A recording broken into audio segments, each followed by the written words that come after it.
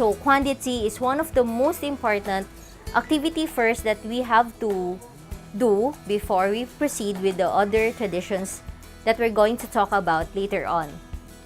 So in Chinese, it is very important that we choose an auspicious date that is good for the couple and not in conflict also with the couple's family and of course the parents.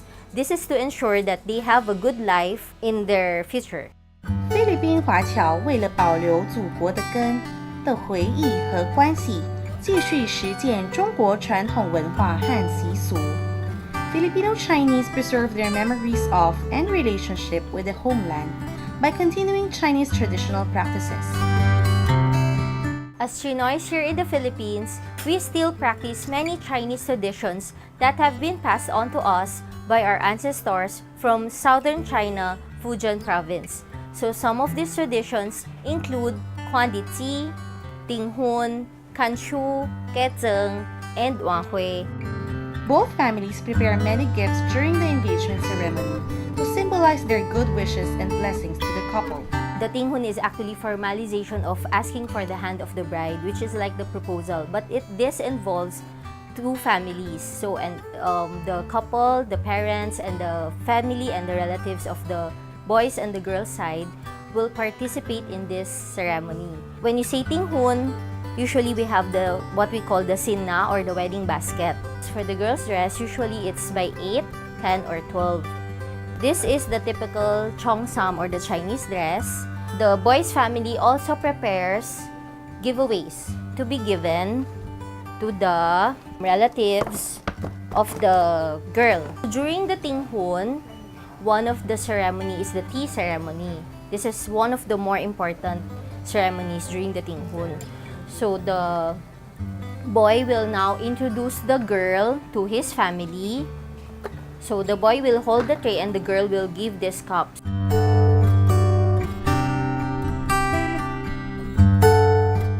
The kasai ko or the engagement cake is very important in the Tinghun ceremony. The family of the woman provides twin cakes, one for each side. These cakes will be exchanged to be taken home by the other family to express their acceptance and approval of the other party.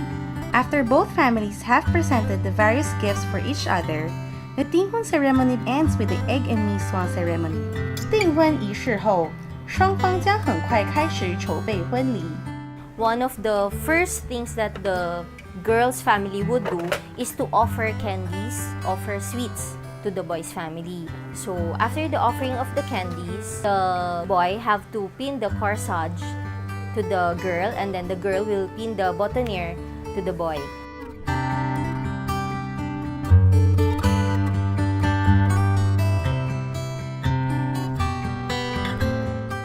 So after that, the boy's family will have to give the jewelries to the girl.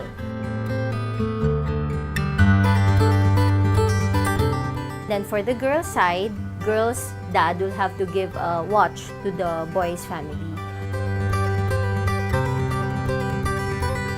Right after the engagement ceremony, both families will immediately begin preparing for the wedding ceremony. After the Tinghun, the next tradition would be the wedding preparations or the Kecheng.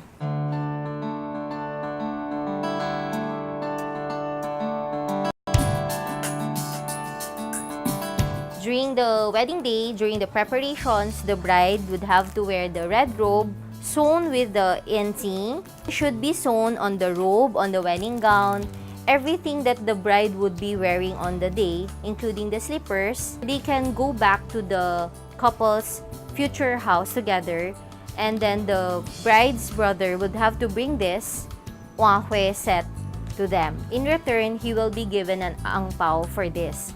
So this consists of the umbrella, the fan, the slippers, and a sewing set.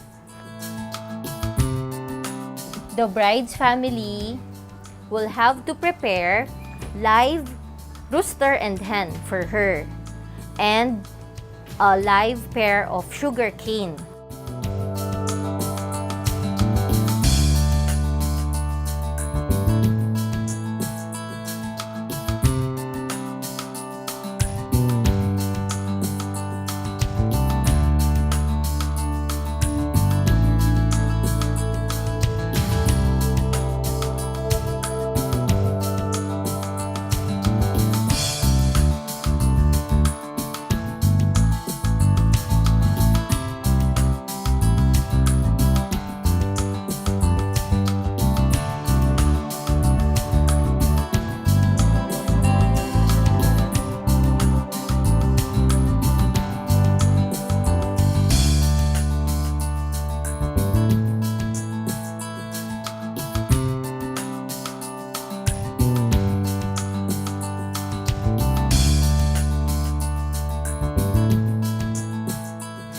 华人保留的传统订婚和结婚仪式，展示中国丰富的文化，也表示非华社会对祖国的深深感情。